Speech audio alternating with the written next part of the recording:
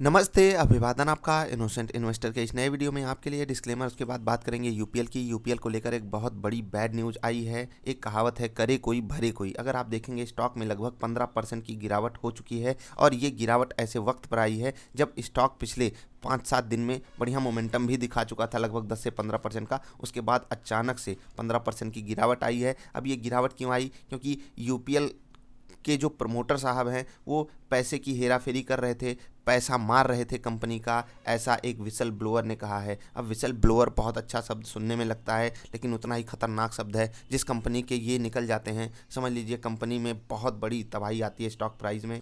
Whistle blower का मतलब पहले समझ लीजिए, खबरी समझ लीजिए एक तरीके से, या फिर अंदर की बात निकालने वाला, अंदर की बात बाहर निकाल देने वाला, कुछ इस तरीके का आप जान सकते हैं। बस इतना समझिए, खबरी टाइप। ठीक। अब पैसे की हेरा फेरी हो गई, पैसा उन्होंने मारा कंपनी का, बहुत लंबे समय से मारा, और किस तरीके से मारा मैं आपको समझाऊंगा, फिर आपको आगे लेकर चलूंगा, आपको एक्सप्लेन करूंगा matter. The whistle blower alleges that, मतलब खबरी कहता है कि UPL entered into rent deals. अभी मैं समझा देता हूँ आपको। With the shell company, shell company मतलब एकदम बंद कंपनी, कबाड़ कंपनी, बिना किसी काम की कंपनी, बस नाम की कंपनी। ठीक है। ओन्ड बाय इट्स एम्प्लॉयज़, मतलब उन्हीं के जो एम्प्लॉयज़ थे, जो कर्मचारी थे, जो काम करने वाले थे, उनकी अलग अलग कंपनी थी। And paid crore of rupees in rent for properties held by the latter.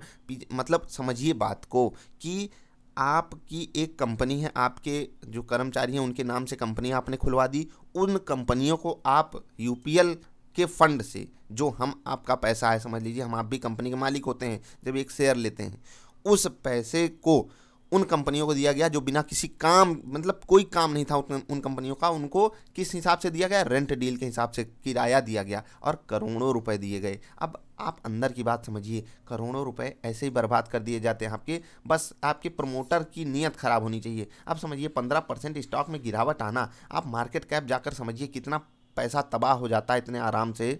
इतने बड़े पैसे की हेरा फेरी हो जाती है और उसके बाद झेलना किसको पड़ता है? रिटेल इन्वेस्टर को। क्योंकि जो शॉर्ट सेलर्स होते हैं उनको दबा कर फायदा होता है, जिनकी फ्यूचर्स में शॉर्ट पोजीशन रही होगी, समझ लीजिए उनकी चांदी हो गई। और चांदी कैसे? समझ लीजिए 40,000 करोड़ की कंपनी है, अगर 15% गिर जाती है, 6,000 करोड़ किसका जाता है? रिटेल इन्वेस्टर का। ये किसकी जेब में जाता है? ट्रेडर्स की, जो शॉर्ट सेल करके बैठे होते हैं। चलिए वो भी ट्रेडर हैं, उनको कमा लेना आसान हो जाता है, ये एक अलग की बात हो गई। लेकिन किसकी गलती पर? प्रमोटर की गलती पर रिटेल इन्वेस्टर अपना पैसा कमाता है। अब सोचिए किसने टेक्निकल देखकर अगर यहाँ पर खरीदारी की हो या यहाँ पर खरीदारी की हो कि एक ब्रेकआउट मिल रहा है या बाजार के साथ चल रहा है, स्टॉक अभी बहुत बढ़िया सस्ते पे मिल रहा है, हम खरीद लेते हैं, उसको ये 15% की तबाही अगर झेलनी पड़ी, उसके दिल से पूछिए कैसा फील होता है। अब ये किस तरीके का काम है, आप सोच लीजिए। स्टॉक मार्केट में कितना बड़ा फ्रॉड है। अब ये सारी चीज़ें कितने बड़े लेवल पे जाती हैं, आप सोच लीजिए। हर कंपनी लगभग यही कर रही होती है। हर कंपनी का मतलब, मैं ये नहीं कहना चाहता सारी कंपनियां ऐसे ही हैं, मतलब जो भी कंपनी ऐसे छोटे मोटे फ्रॉड्स में इन्वॉल्व होती है, सब ये काम काफ़ी दिन से हो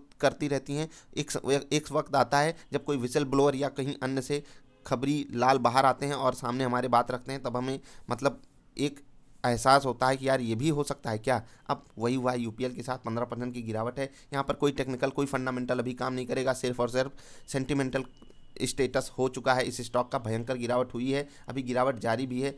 एफेंडो का स्टॉक है यार, कहाँ रुकेगा कुछ पता नहीं है।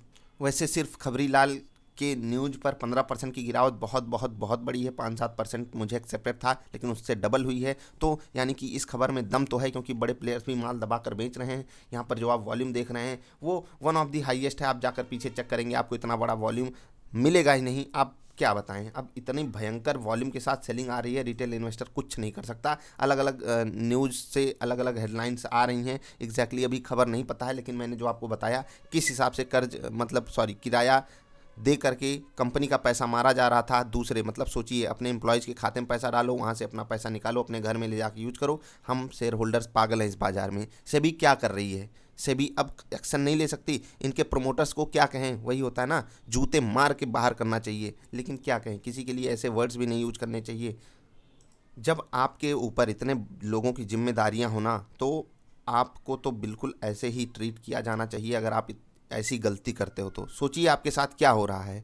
इस बाज़ार में थोड़ा सावधान रहिए, सतर्क रहिए, यही आपको कह सकते हैं। जिनके पास स्टॉक है, देखो यार कंपनी उतनी बुरी नहीं है, लेकिन अब जो हो रहा है ना, इस हिसाब से आप अगर रुकते हो तो रिस्क अपना समझिएगा किस हिसाब से आप रुकना चाह रहे हो। जिनके पास नीचे की खरीदारी हो, कॉस्ट टू कॉस्ट भी मिल रहा हो, तो आप अभी के लिए एग्जिट कर जाइएगा। अब ये एग्जिट मैं सिर्फ और सिर्फ सेंटिमेंटल बेस पे कह रहा हूँ, कोई फंडामेंटल रीजन मैं इसके पीछे नहीं दे सकता, क्योंकि इतनी बड़ी गिरावट के बाद हो सकता है यहाँ कहीं सपोर्ट ले ले, और बिल्कुल लेना भी चाहिए, क्योंकि अब जांच वगैरह चलेगी और कंपनी जो नॉर्मल ऑपरेशंस कर रही है वो होते रहेंगे, तो सारी चीज़ें हो सकता है अपर लेवल पे जाएं। लेकिन सावधानी आपको बरतनी है। कोई कोई मतलब ऐसा पैनिक आप मत कर लीजिएगा, कंपनी खत्म होने जा रही है, बर्बाद होने जा रही है। प्रोमोटर्स के खिलाफ एक्शन हो सकता है। कंपनी अभी मेरे हिसाब से ठीक ठाक है, बहुत बुरी नहीं है, तो आप हिसाब से टैकल कीजिएगा सिचुएशन। अगर कोई दिक्कत आती है तो आप हमारे पास क्वेरी भेज सकते हो। niftyindia.in पर विजिट करके नाम, ईमेल आईडी, मैसेज छोड़िएगा, हम आपकी मदद करने की पूरी कोशिश करेंगे, या फिर एक और वीडियो बना देंगे। जैसे ही कोई अपडेट आएगा हम आपको बताने की पूरी कोशिश भी करेंगे। अभी के लिए इतना ही, मिलेंगे फिर से किसी अच्छी वाली वीडियोज़ में। आप क्या सोचते हो वो नीचे बताइएगा। ऐसे एक्शन मतलब ऐसा कुछ अगर मिलता है तो कंपनी के खिलाफ या फिर प्रोमोटर के खिलाफ क्या होना चाहिए, आप नीचे कमेंट करके बताइएगा। मिलेंगे फिर से, तब तक के लिए हंसते खेलते रहिए। Bye bye.